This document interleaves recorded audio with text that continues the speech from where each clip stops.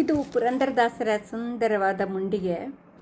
ಇದರಲ್ಲಿ ಏನು ಕೇಳ್ತಿದ್ದಾರೆ ಅಂದರೆ, ಹೇವವೆಲ್ಲಿಹುದೇಯ ವೈಕುಂಠಪತಿಗೆ, ಆ ಭಗವಂತನಿಗೆ ನಾಚಿಕೆ ಅನ್ನೋದಿದೆಯಾ, ಅವನಿಗೆ ಮಾನ ಮರ್ಯಾದೆ ಅನ್ನೋದಿದೆಯಾ ಅಂತ ಕೇಳ್ತಿದ್ದಾರೆ. ಅಂದರೆ ಒಂಥರ ನಿಂದಸ್ತುತಿ ಥರ ಇದೆ, ಅದರ ಮುಂಡಿಗೆ ಇದೆ, ತುಂಬ ಒಳ ಅರ್ಥಗಳಿದೆ ಈ ಪದಕ್ಕೆ. ಇದರಲ್ಲಿ ಏನು ಕೇಳ್ತಾ ಇದ್ದಾರೆ ಅಂತಂದರೆ, ಮೌನದಿಂ ಭಾರ್ಗವನು ಮಾತೆಯ ಶಿರವ ತರಿದ. ಇಲ್ಲಿ ತನ್ನ ಬಂಧು ಬಾಂಧವರು ಅಂದ್ಕೊಡೋರನ್ನೇ ಭಗವಂತ ಬಿಡಲಿಲ್ಲ, ಇನ್ನು ನಮ್ಮನ್ನು ಅವನು ಕಾಪಾಡ್ತಾನ ಅನ್ನೋ ಪ್ರಶ್ನೆ ಇದೆ. ಇನ್ನೊಂದೇನಂತಂದರೆ, ದುಷ್ಟರಾಗಿದ್ದರೆ ತನ್ನ ಬಂಧು ಬಾಂಧವರನ್ನು ಕೂಡ ಭಗವಂತ ಬಿಡಲ್ಲ, ಅಷ್ಟರ ಮಟ್ಟಿಗೆ ಅವನು ಕರ್ಮಕ್ಕೆ ಕರ್ಮಫಲಗಳನ್ನು ಕೊಡ್ತಾನೆ ಅನ್ನೋದನ್ನು ಸೂಚಿಸ್ತಾ ಇದೆ.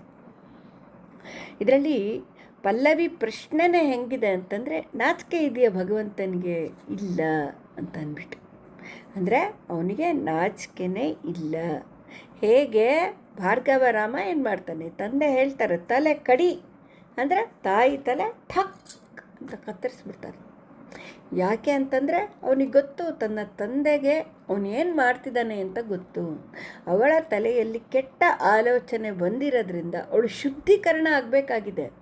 ಅದರಿಂದ ಆ ತಲೆ ತೆಗಿಸ್ತಾ ಇರುವಂಥ ತಂದೆಗೆ ತಲೆಯನ್ನು ಮತ್ತೆ ಸೇರಿಸಿ ಅವಳಿಗೆ ಜೀವ ಕೊಡೋ ಶಕ್ತಿನೂ ಇದೆ ಅಂತ ಆ ಪರಶುರಾಮ ದೇವರಿಗೆ ಗೊತ್ತು. ಆದ್ದರಿಂದ ಅವನು ಒಂದು ಚೂರು ಯೋಚನೆ ಮಾಡಿದೆ ಪಿತೃವಾಕ್ಯ ಪರಿಪಾಲನೆಯನ್ನು ಮಾಡ್ತಾನೆ. ಅಷ್ಟೇ ಅಲ್ಲದೆ ಅವನು ಭಗವಂತ ಮುಂದೆ ಏನು ನಡಿಬೇಕಾಗಿದೆ ಅವನಿಗೆ ಗೊತ್ತಿದೆ, ಆದ್ದರಿಂದನೂ ಅವನು ಹಾಗೆ ಮಾಡ್ತಾನೆ. ಆದರೆ ಇಲ್ಲಿ ದಾಸರು ಏನು ಕೇಳ್ತಿದ್ದಾರೆ ಅಂದರೆ, ನೋಡಿದ್ಯಾ ಅವನ ತಾಯಿ ತಲೆಯನ್ನೇ ಕಡಿದ್ಬಿಟ್ಟ ಅಂಥವನು ಅಂತ ಇಲ್ಲಿ ದಾಸರೇ ಹೇಳ್ತಾ ಇದ್ದಾರೆ, ವಿಡಂಬನೆ ಮಾಡ್ತಾಯಿದ್ದಾರೆ.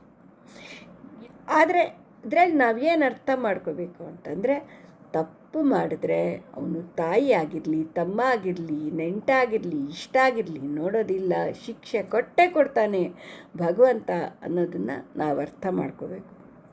ಒಬ್ಬ ಮಾವನ ಕೊಂದ, ಯಾರು? ಕಂಸ ಸೋದರ ಮಾವ, ತಾಯಿಯ ತಮ್ಮ, ಆದರೆ ಅತ್ಯಂತ ದುಷ್ಟ. ಅವನ ಕೊಂದೆ ಈ ಭೂಭಾರ ಹರಣ ಮಾಡಬೇಕಾಗಿತ್ತು. ಕೃಷ್ಣ ಕಂಸನ್ನ ಕೊಂದ.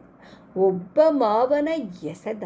ರಾಮಾವತಾರದಲ್ಲಿ ಏನಾಗುತ್ತೆ, ಸಮುದ್ರ ನಾರಾಯಣನಿಗೆ ಅವನ ಪತ್ನಿ ಲಕ್ಷ್ಮಿಯ ತಂದೆ ಆಗಿರೋದ್ರಿಂದ ಮಾವ ಆಗ್ತಾನೆ. ತುಂಬ ಭಕ್ತಿಯಿಂದ ಪ್ರಾರ್ಥನೆ ಮಾಡ್ಕೋತಾನೆ, ನನಗೆ ಜಾಗ ಬಿಡಪ್ಪ, ನಾನು ಹೋಗಿ ದುಷ್ಟ ಸಂಹಾರ ಮಾಡಿ ನನ್ನ ಹೆಂಡತಿನ ವಾಪಸ್ ಕರ್ಕೊಂಬರ್ಬೇಕಾಗಿದೆ ಅಂತ. ಏನು ಮಾಡಿದ್ರು ಸಮುದ್ರ ರಾಜ ಜಾಗ ಬಿಡದೇ ಇರುವಾಗ ಏನಾಗುತ್ತೆ, ದರ್ಭಾಸನದ ಮೇಲೆ ಮಲ್ಕೊಂಡಿದ್ದಂಥ ದರ್ಭಶಯನನಾದ ರಾಮಚಂದ್ರನಿಗೆ ತುಂಬ ಕೋಪ ಬಂದ್ಬಿಡುತ್ತೆ. ಅವನೇನು ಮಾಡ್ತಾನೆ, ಅವನ ಬಿಲ್ಲನ್ನು ಎತ್ತಿ ಬಾಣ ಬಿಟ್ಟು ಸಮುದ್ರನೇ ದೂರ ಸರಿಸ್ಬಿಡ್ತಾನೆ, ಒಣಗಿಸ್ಬಿಡ್ತಾನೆ, ಬತ್ತಿಸ್ಬಿಡ್ತೀನಿ, ನೀರೆಲ್ಲ ಬತ್ತಿಸ್ಬಿಡ್ತೀನಿ ಅಂತ ಅಂತಾನೆ. ಹೀಗೆ ಅವನು ಸಮುದ್ರನ ಎಸಿತಾನೆ. ಒಬ್ಬ ಮಾವನ ಕೂಡೆ ಕಡಿದಾಡಿದ ಅಂದರೆ ಯುದ್ಧ ಮಾಡ್ತಾನೆ. ಯಾರವನು ಅಂತಂದರೆ, ಶಮಂತಕೋಪಾಖ್ಯಾನದಲ್ಲಿ ಏನಾಗುತ್ತೆ, ಆ ಶಮಂತಕ ಮಣಿನ ಹುಡ್ಕೊಂಡು ಬರ್ತಾನಲ್ಲ, ಗುಹೆ ಒಳಗೆ ಹೋಗಿ ಜಾಂಬುವಂತನ ಜೊತೆ 21 ದಿನ ಕಂಟಿನ್ಯೂಸ್ ಆಗಿ ಯುದ್ಧ ಮಾಡ್ತಾನೆ. ಆಮೇಲೆ ಏನು ಮಾಡ್ತಾನೆ, ಅವನ ಮಗಳು ಜಾಂಬುವತಿನ ಮದುವೆ ಮಾಡ್ಕೊತಾನೆ. ಸೊ ಜಾಂಬುವಂತ ಏನಾದ, ಅವನಿಗೆ ಹೆಣ್ಣು ಕೊಟ್ಟ ಮಾವ ಆದ. ಸೊ ಈ ಮಾವನ ಜೊತೆ ಅವನು ಯುದ್ಧ ಮಾಡ್ದ ಅಂತ ಇಲ್ಲಿ ಪುರಂದರದಾಸರೇ ಹೇಳ್ತಿದ್ದಾರೆ. ಒಬ್ಬ ಭಾವನ ಹಿಡಿದು ಹೆಡೆ ಮುರಿದು ಕಟ್ಟಿದ ಅಂತ ಹೇಳ್ತಿದ್ದಾರೆ. ಯಾರಿದು ಅಂತಂತಂದರೆ, ರುಕ್ಮಿಣಿ ಸೋದರ. ಯಾರವನು? ರುಗ್ಮಿ ಅವನು ಬಹಳ ದುಷ್ಟ. ಅವನಿಗೆ ರುಕ್ಮಿಣಿನ ಕೃಷ್ಣನಿಗೆ ಕೊಡೋಕ್ಕೆ ಒಂದು ಚೂರು ಇಷ್ಟ ಇರಲಿಲ್ಲ. ರುಕ್ಮಿಣಿನ ಕರ್ಕೊಂಡು ಹೋಗ್ತಾ ಇರುವ ಕೃಷ್ಣ ರುಗ್ಮಿ ಅಟ್ಟಿಸ್ಕೊಂಬರ್ತಾನೆ. ಅವಾಗ ಏನು ಮಾಡ್ತಾನೆ, ರುಗ್ಮಿ ಜೊತೆ ಯುದ್ಧ ಮಾಡಿ ಅವನ್ನ ಸೋಲಿಸ್ತಾನೆ. ಇದನ್ನೇ ಅವರಿಲ್ಲಿ ಒಬ್ಬ ಭಾವನ ಹಿಡಿದು ಹೆಡೆ ಮುಡಿ ಕಟ್ಟಿದ ಅಂತ ಹೇಳ್ತಿದ್ದಾರೆ. ಒಬ್ಬ ಮೈದುನಗೆ ಬಂಡಿಯ ಭುವನಾದ. ಯಾರವನು ಅಂದರೆ ಅರ್ಜುನಂಗೆ ಅವನೇನು ಮಾಡ್ತಾನೆ, ರಥ ಓಡಿಸುವಂಥ ಸಾರಥಿ. ಬಂಡಿಯ ಬೋವ ಅಂದರೆ ಸಾರಥಿಯಾಗಿ ಮಹಾಭಾರತ ಯುದ್ಧ ಪೂರ್ತಿ ಅರ್ಜುನನ್ನ ಬೆನ್ನ ಹಿಂದೆ ನಿಂತು ಕಾಯ್ತಾನೆ, ಕಾಯ್ತಾನೆ, ಸಂರಕ್ಷಣೆ ಮಾಡ್ತಾನೆ. ಅಂಥ ಭಗವಂತ ಅಂದರೆ ಏನು, ದುಷ್ಟರಾದಂತಹ ಭಾವನ ಏನು ಮಾಡ್ದ, ಎಡಮುಡಿ ಕಟ್ಟಿದ. ಶಿಷ್ಟನಾದಂಥ ಮೈದುನನಿಗೆ ಸಂಪೂರ್ಣ ರಕ್ಷಣೆ ಕೊಟ್ಟ. ಇದೇ ಭಗವಂತನ ಕಾರ್ಯ, ದುಷ್ಟ ಶಿಕ್ಷಣ, ಶಿಷ್ಟ ರಕ್ಷಣ.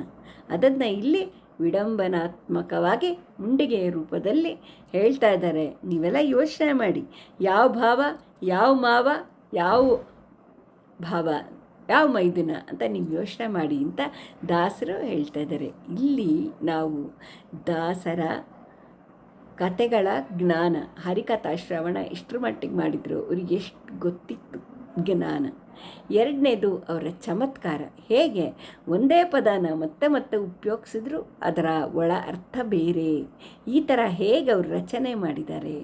ಮತ್ತು ಮೂರನೇದು ದಾಸರ ಭಕ್ತಿ ಎಷ್ಟಿದೆ, ಇಷ್ಟು ನಿಂದೆ ಥರ ಹೇಳ್ತಾ ಇದ್ರು ಕೂಡ, ಮುಂಡಿಗೆ ಥರ ಹೇಳ್ತಾ ಇದ್ರು ಕೂಡ ಅದರಲ್ಲಿ ಭಕ್ತಿ ಭಾವ ತುಂಬಿಕೊಂಡಿದೆ. ಭಗವಂತನ ಗುಣಗಳ ಚಿಂತನೆ ನಡೀತಾ ಇದೆ. ನಿರಂತರವಾಗಿ ಭಗವಂತನ ಚಿಂತನೆ ದಾಸರ ಮನಸ್ಸಿನಲ್ಲಿ ನಡೀತಾನೇ ಇದೆ ಅನ್ನೋದು ಮುಂಡಿಗೆ ತೋರಿಸುತ್ತೆ.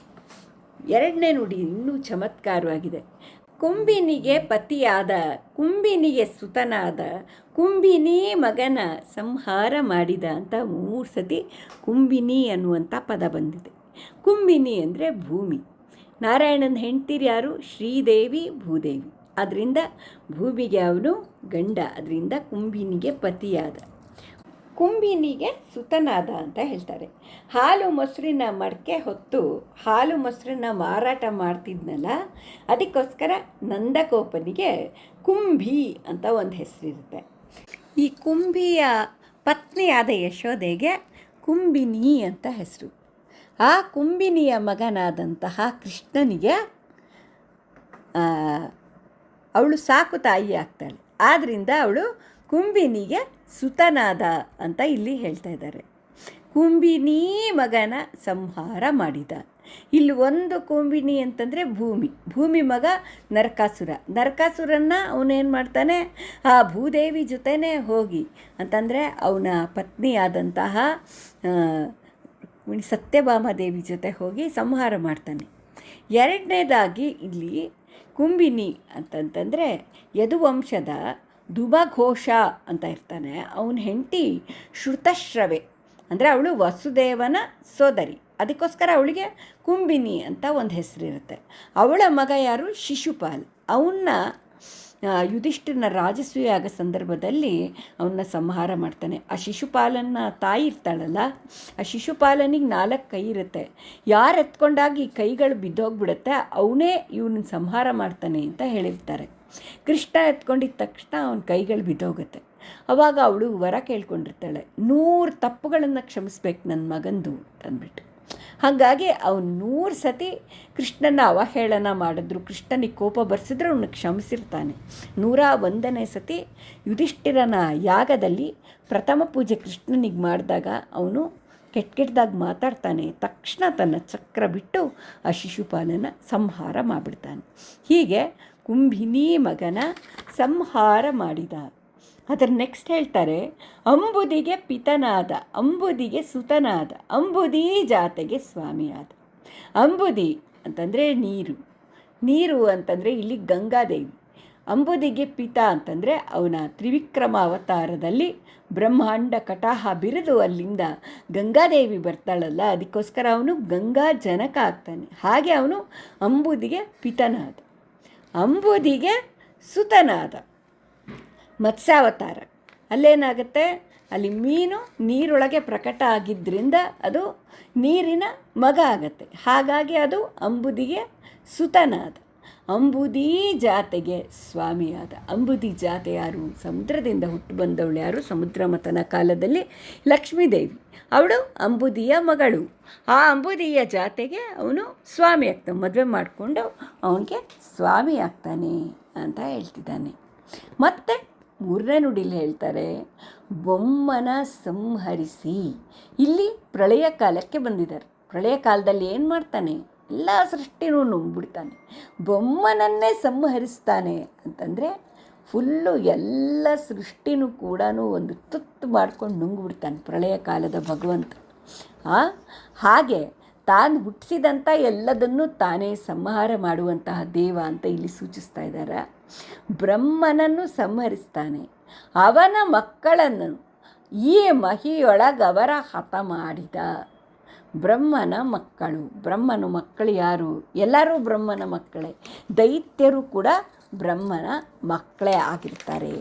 ಅಂಥ ದೈತ್ಯರನ್ನು ಬೇರೆ ಬೇರೆ ಅವತಾರಗಳನ್ನು ತಗೊಂಡು ಬ್ರಹ್ಮ ಅವರಿಗೆ ವರ ಕೊಟ್ಟಿದ್ದರೂ ಕೂಡ ಆ ವರಕ್ಕೆ ಏನು ಕುಂದು ಬರದೇ ಇರೋ ಹಾಗೆ ಅದೇ ಥರ ಬಂದು ಅವ್ರನ್ನ ಸಂಹಾರ ಮಾಡ್ತಾನೆ. ಉದಾಹರಣೆಗೆ ಹಿರಣ್ಯಕಶಿಪು ಏನೆಲ್ಲ ವರ ತಗೊಂಡಿರ್ತಾನೆ.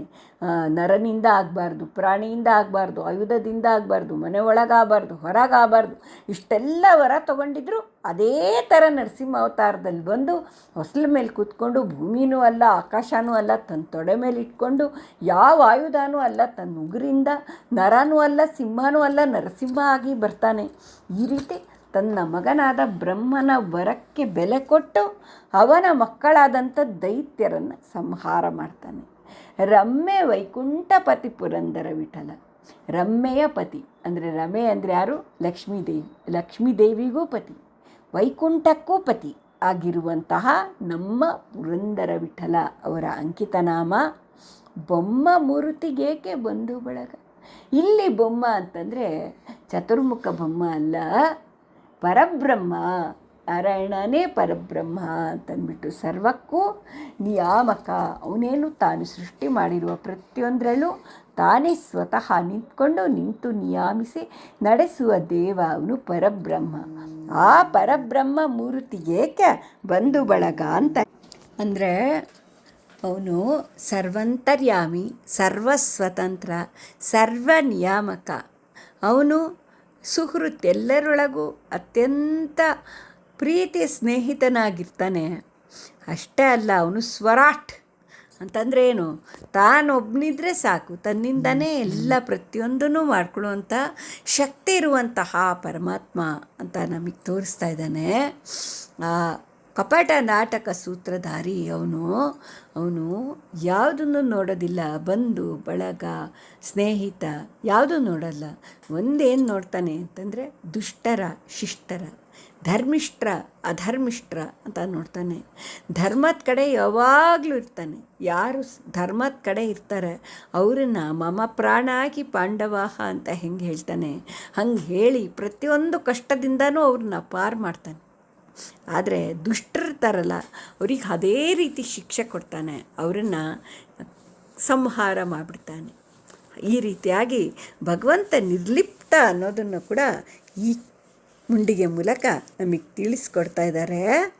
ಆಮೇಲಿಂದ ಅವನಿಗೆ ನಾಚಿಕೆ ಇಲ್ಲ ಅಂತ ಹೇಳ್ತಿದ್ದಾರೆ. ಅಲ್ಲಿ ನಾಚಿಕೆ ಅನ್ನೋದಕ್ಕಿಂತ ಅವನೇನು ನೋಡ್ತಾನೆ ಅಂತಂದರೆ ಬಂಧು ಬಳಗ ಅಂತೆಲ್ಲ ನೋಡಿ ಅಭಿಮಾನ ತೋರಿಸೋದಿಲ್ಲ. ಅವನು ಯಾವುದ್ರ ಬಗ್ಗೆನೂ ಅವನಿಗೆ ಅಟ್ಯಾಚ್ಮೆಂಟ್ ಇಲ್ಲ, ಬೇಕೇ ಬೇಕು ಅನ್ನೋದಿಲ್ಲ. ಅವನು ಯಾವುದನ್ನು ಬೇಕಿರು ಹಿಡ್ಕೋತಾನೆ, ಯಾವುದನ್ನು ಬೇಕಿರು ತ್ಯಜಿಸ್ಬಿಡ್ತಾನೆ ಅನ್ನೋದನ್ನು ಕೂಡ ನಮಗೆ ಇಲ್ಲಿ ಹೇಳ್ತಾ ಇದ್ದಾರೆ. ಆದ್ದರಿಂದ ನಾವು ಧರ್ಮ ಮಾರ್ಗದಲ್ಲಿರಬೇಕು, ಶಿಷ್ಟರಾಗಿರಬೇಕು, ಭಕ್ತರಾಗಿರಬೇಕು. ಆಗ ಭಗವಂತ ನಮ್ಮ ಪೋಷಣೆಯನ್ನು ಮಾಡೇ ಮಾಡ್ತಾನೆ ಅಂತ ನಮಗೆ ಹೇಳ್ತಾ ಅವನ್ನ ಕೊಂಡಾಡ್ತಾ ಇದ್ದಾರೆ. ಇಂಥ ಸುಂದರವಾದ ಮುಂಡಿಗೆಯನ್ನು ನಮಗೋಸ್ಕರ ಕೊಟ್ಟಿರುವಂತಹ ಪುರಂದರದಾಸರಿಗೆ ನಮಿಸುತ್ತಾ, ಅಧಿಕ ಮಾಸದಲ್ಲಿ ಎಲ್ಲ ಭಾಗವತ ಕಥೆಗಳ ಚಿಂತನೆ ಕೂಡ ಇಂತಹ ಮುಂಡಿಗೆಯ ಅರ್ಥಾನುಸಂಧಾನ ಮಾಡೋದ್ರಿಂದ ನಮಗಾಗುತ್ತೆ.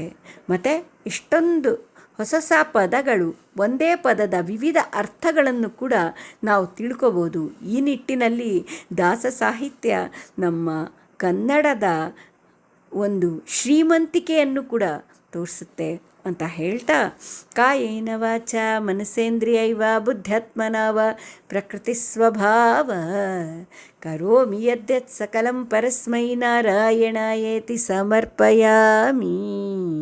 ಶ್ರೀಮನ್ನಾರಾಯಣಾಯೇತಿ ಸಮರ್ಪಯಾಮಿ. ಶ್ರೀಕೃಷ್ಣಾರ್ಪಣ.